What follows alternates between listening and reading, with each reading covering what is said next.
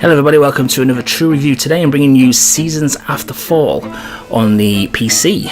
A very rare PC review for myself, and the reasons why I stay clear from PC reviews has reared its head on this occasion because I generally have technical problems every time I attempt to do them. Now, I just wanted to put a disclaimer out there. The gameplay footage you are watching, which I'm not sure what it's going to be as of yet at the time of this voice recording, is not my gameplay footage. Unfortunately, whenever I run my capture software to capture the game runs terribly. And that's not a fault of the game, because as soon as I turn off my recording software, the game runs absolutely perfect. So rather than depict the game in a way that's untrue to what it actually is, I decided to obtain footage from other sources. So just a quick disclaimer out there. Now, I have completed the game. The game has been finished. It's a very short game. It takes about 4 or 5 hours to clear, and I still feel it's worthwhile to do this review, even though I've not got any direct gameplay footage captured of my own that's not like something like 10 frames per second. So rather than do the game an injustice, I just want to let people know that.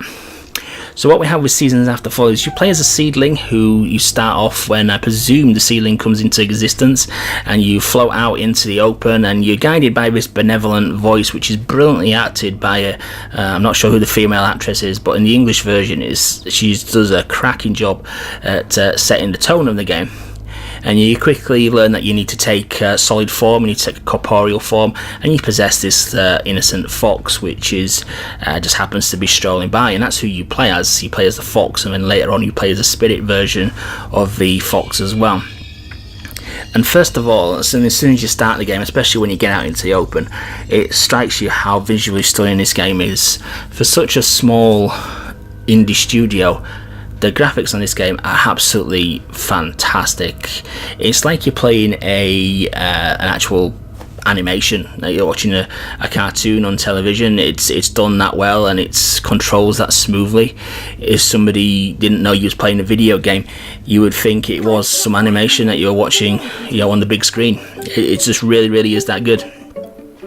And also with the art direction as well, the musical score, again, fantastic. When you're dealing with something like Seasons, it opens up a lot of avenues for some really cracking orchestral music, and this game nails it to the T. So a combination of the visuals, the sound direction, and the narration from the female kind of narrator all gel together to make a very strong opening for the game. Now, in terms of gameplay wise, it's something that we've probably seen quite a lot of times before, where you have to go and rescue the 4 seasons who have disappeared, and when you acquire their abilities, you can then change or morph the world around you.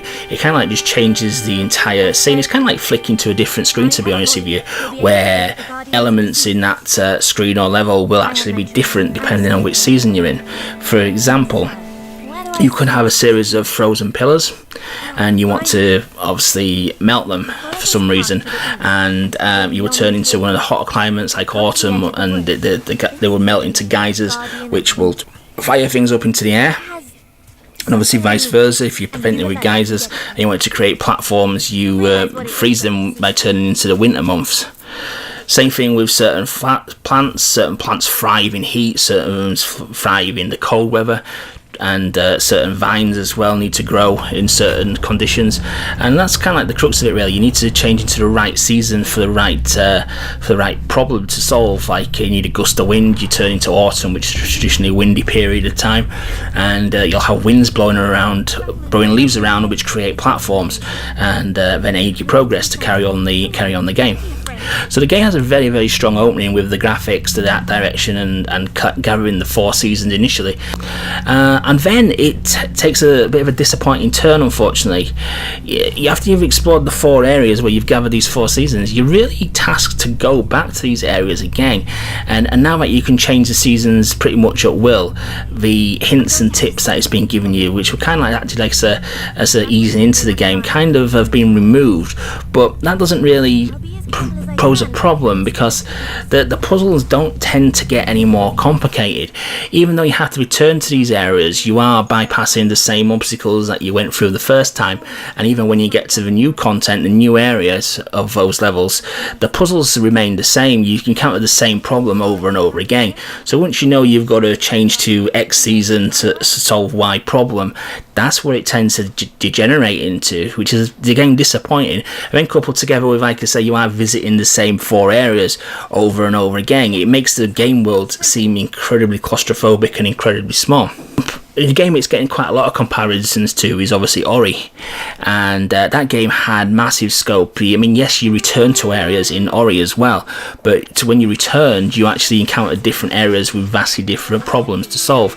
And this one, like I say, is just going over the same old ground over and over again with new puzzles, but puzzles that are exactly the same as the ones you've solved countless times before.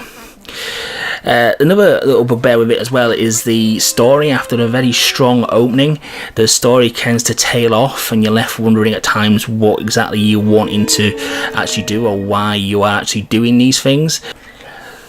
So for me personally, the game world needed to be at least twice as big. The 4 areas are very, very limited, and when you find you're having to revisit these areas and bypass the same puzzles that you went through the first time round to reach the new parts of the level, and then find that within that new part, the puzzles that you are facing are very, very similar to what you've already got past and have the same kind of solutions, it does really shine a spotlight on how shallow the gameplay actually is there, and that it needed a bit more content. I feel by making more areas, they could have done different visual styles with these areas, which would again give you more environmental things to manipulate with the seasons, for example, and would have fleshed out the gameplay, giving a bit more puzzle variety, a bit more visual variety, and just a bit more gameplay to it, and make the whole game world just seem that much more, much more bigger and much more varied.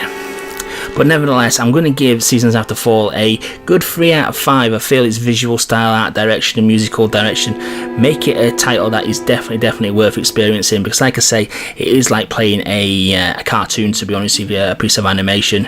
It is done that well. I'm so impressed with the art direction in this game. It's amazing. It's just unfortunately the gameplay doesn't match up with its fantastic art direction. So a solid 3 out of 5 from me. Please remember to like, comment and subscribe, and do remember to comment on the video, and I'll catch you on the next one.